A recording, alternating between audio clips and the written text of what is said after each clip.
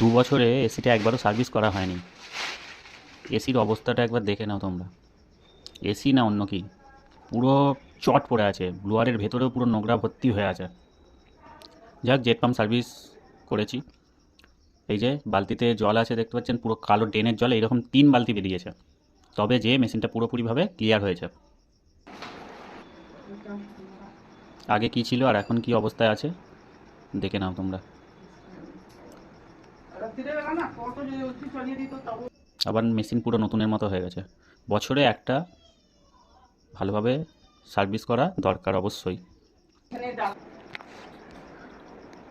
Machine চালু করে দিয়েছি, আউটডোরও সার্ভিস হয়ে গেছে।